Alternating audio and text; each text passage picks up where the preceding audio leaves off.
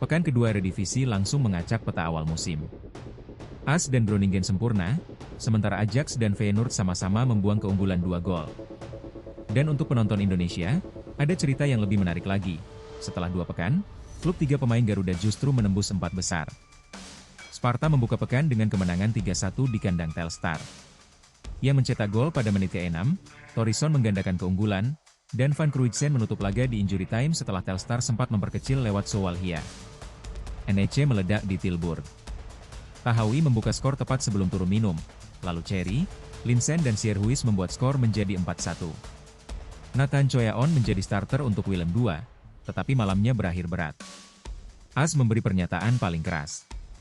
Koopmeiners mencetak gol di injury time babak pertama, lalu Patati dan Maerdin menyambar 2 gol lagi hanya dalam 4 menit setelah jeda. Oufkir menutup kemenangan 4-1 dan AS tetap sempurna. PSV akhirnya meraih kemenangan pertamanya, tetapi tidak mudah. Van Bommel membawa PSV unggul cepat.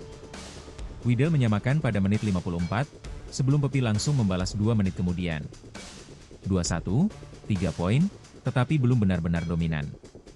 Di Sittard, cerita Garuda mulai terasa. Philip Bridge dan Zeefuik membuat Fortuna unggul 2-0 dalam 15 menit. Cambur membalas lewat El Arguyowi, tetapi Tezan memastikan kemenangan 3-1 di masa tambahan. Justin Hubner bermain penuh dan Ula Romeni menjadi starter sampai sekitar menit 72. Groningen juga belum kehilangan 1 poin pun. Van Bergen, Willumson dan Van der Werf sudah membuat skor 3-0 sebelum jeda. Ado sempat membalas, tetapi Eggens mengunci 4-1. 2 pertandingan, 2 kemenangan. Twente harus membalik keadaan. PEC memimpin lewat Sorensen, tetapi Weidman menyamakan sebelum jeda. Gol bunuh diri Mbayo dan gol Rots kemudian mengubahnya menjadi kemenangan 3-1 untuk tuan rumah. Lalu datang salah satu pertandingan terpenting pekan ini. Feyenoord unggul 2-0 lewat Seciel dan Ueda, tetapi Go Ahead menolak menyerah. Tankstedt memperkecil pada menit 63 dan Sigurdarsson menyamakan pada menit 80.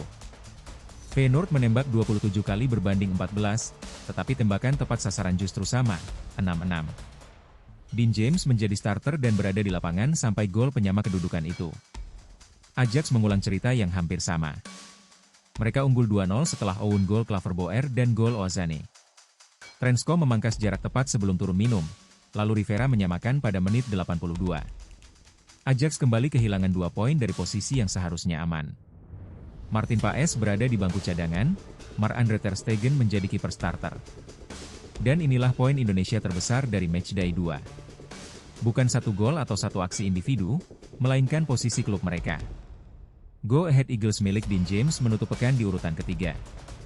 Fortuna Sittard, dengan Justin Hubner dan Ula Romeni sama-sama menjadi starter, berada di urutan keempat. 3 pemain Garuda, 2 klub, dan keduanya berada di 4 besar Eredivisie setelah 2 pertandingan. AS memimpin dengan 6 poin dan selisih gol plus 5. Groningen juga punya 6 poin.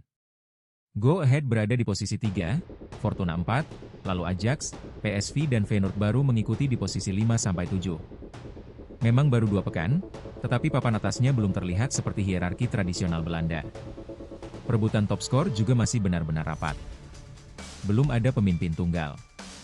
Noah Naujoks, Kaj Sierhuis, Soren Tankstedt, Brynjolfur Willumson dan Tom van Bergen sama-sama mengoleksi 2 gol. 5 pemain berbagi posisi teratas.